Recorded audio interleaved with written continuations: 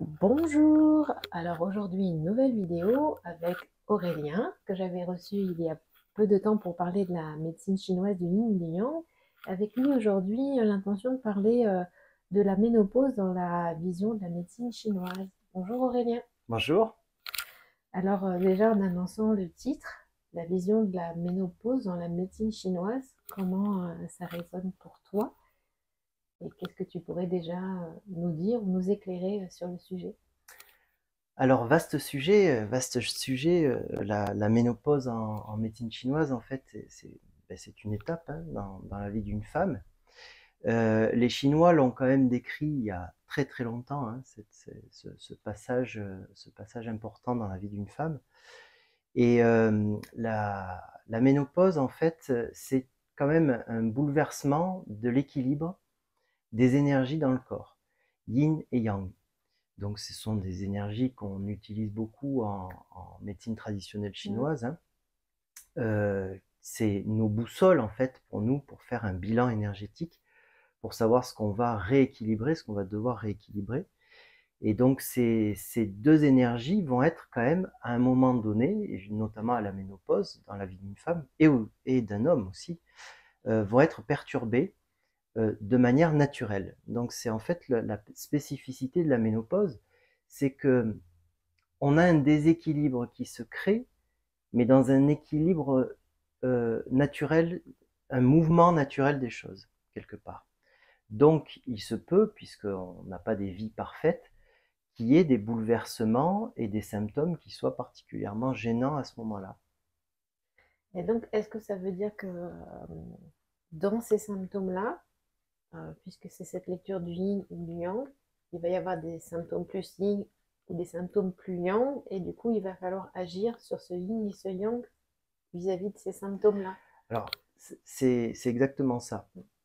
C'est-à-dire qu'en fait, normalement, la santé, si on fait un résumé très succinct, très grossier presque, la santé, c'est l'équilibre parfait du yin et Mm. du yang. Ce qui n'existe évidemment pas, puisque cet équilibre est toujours perturbé. Chaque seconde qui passe, il est perturbé par une émotion, par la saison, par le climat, par ce que l'on mange, etc. Mais au moment de ce bouleversement, en fait, on voit l'état du yin et du yang.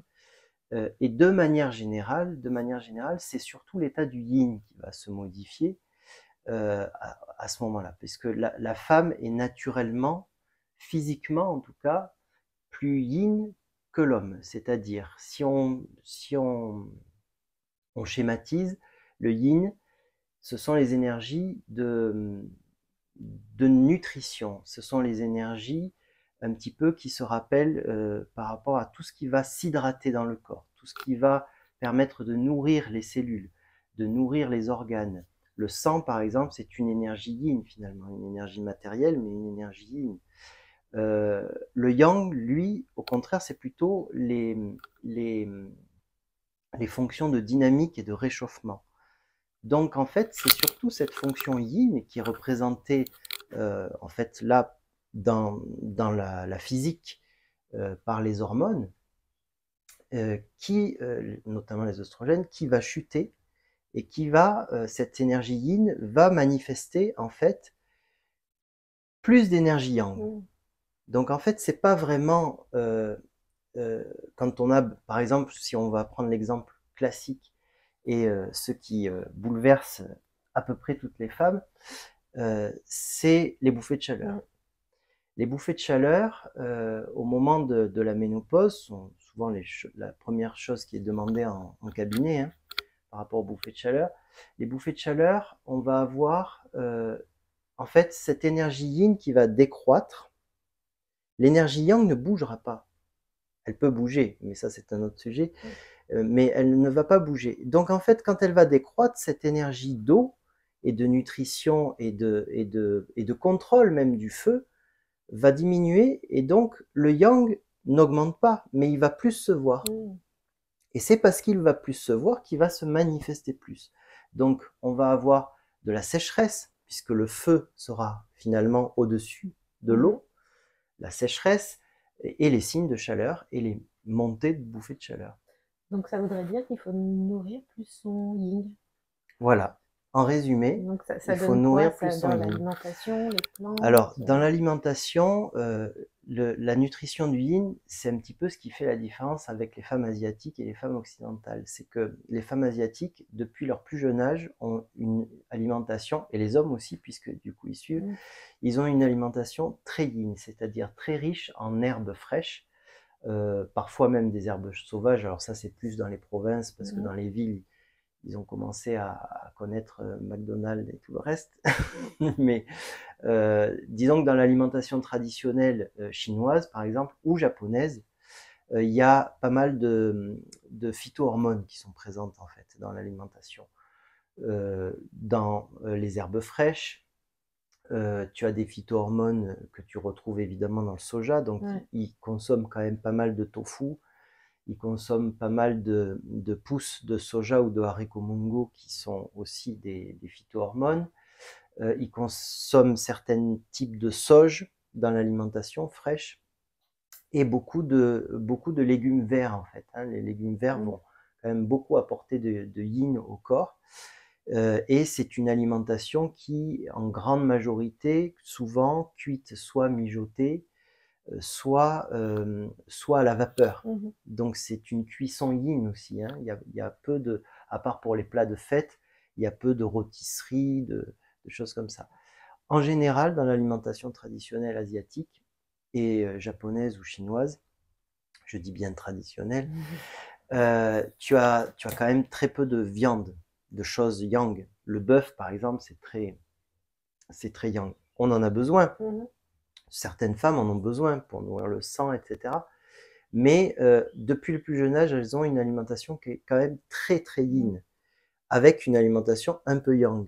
Donc tout ça s'harmonise, ce qui fait qu'en fait, ça détermine d'une certaine manière, et c'est ça qui est un peu compliqué, c'est que l'alimentation qu'on peut avoir sur toute une vie peut régir finalement ce qui peut se passer vers la cinquantaine, la soixantaine.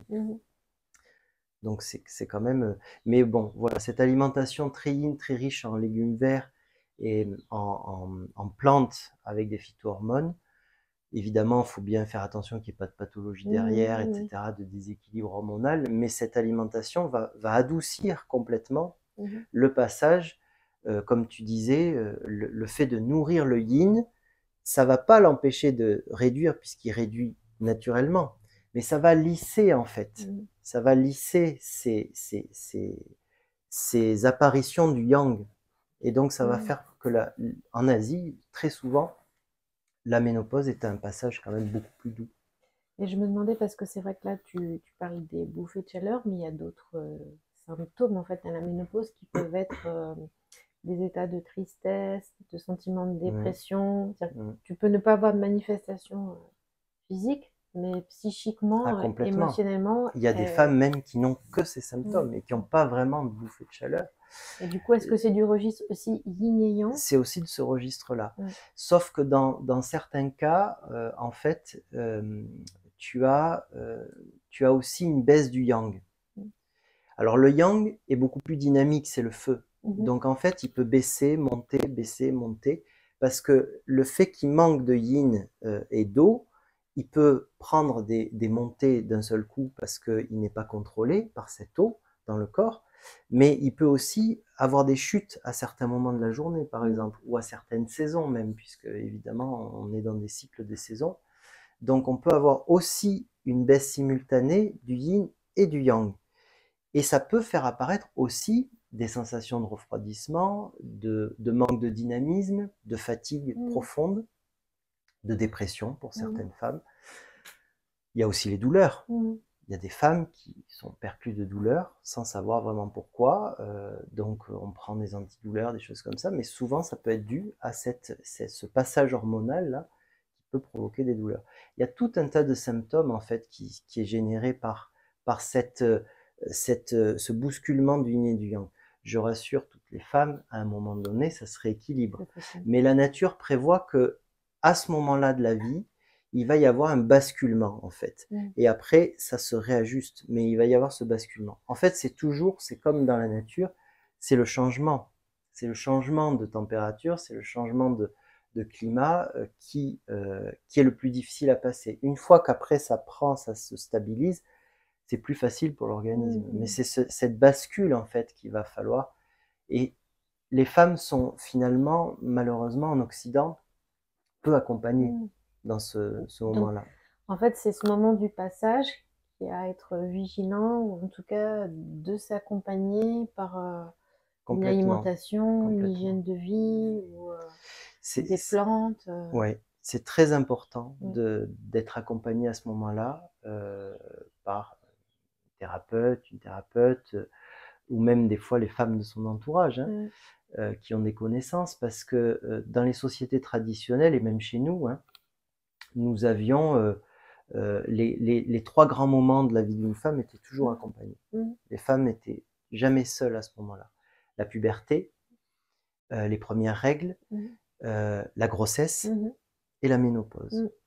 Et en fait, à chaque fois, il y avait toujours une femme dans l'entourage qui avait une forme de connaissance, de plantes, de techniques, de choses comme ça pour accompagner.